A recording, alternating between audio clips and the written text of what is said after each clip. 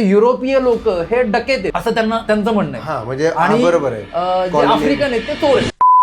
अमेरिकेतलं पहिलं पांडुरंगाचं मंदिर निर्माण झालं, त्याची मूर्ती बनवण्याचं भाग्य मला मिळालं. त्यापूर्वी तिथे हनुमानाची एक मूर्ती बनवून दिली होती. तसेच आता जर्मनीमध्ये संत श्रेष्ठ ज्ञानेश्वर महाराज, जगद्गुरु संत तुकाराम महाराज यांची मूर्तीची स्थापना होणार आहे. ऑस्ट्रेलियामध्ये काही मूर्ती आम्ही दिल्या. तर ज्यावेळी विदेशातल्या लोकांना सनातन धर्माबद्दल प्रचंड अट्रॅक्ट. ऍक्च्युली आज मी जे काम करतोय आता ते महाराष्ट्र मंडळाच्या माध्यमातून होतात. अमेरिकेमध्ये राहुल देशमुख आहेत, अभिषेक भट आहेत, हे तिथल्या महाराष्ट्र मंडळाचं काम पाहतात. तर त्यांच्या माध्यमातून आम्ही महाराष्ट्र मंडळाला ह्या मूर्ती बनवून देतो. त्या महाराष्ट्र मंडळाच्या माध्यमातून तिथला जो हिंदू समाज आहे त्या हिंदू समाजाला संघटित करण्याचं काम होतं. म्हणजे त्यांनी मला असं सांगितलं की ह्युस्टन हा जो परिसर आहे या परिसरामध्ये जो स्थानिक अमेरिकन माणूस आहे, त्या ह्युस्टन मध्ये आफ्रिकन आहेत, युरोपियन आहेत, भारतीय आहेत आणि स्थानिक अमेरिकन आहेत. तर जो स्थानिक अमेरिकन जो माणूस आहे त्याला भारतीयांबद्दल प्रचंड ओढ आहे. म्हणजे युरोपीय लोक हे डकेत आहेत असं त्यांचं म्हणणं आहे. आणि बरोबर आहे. जे आफ्रिकन आहेत ते चोर आहेत. हे म्हणजे त्यामुळे आपल्या जवळचा कोण, आपल्या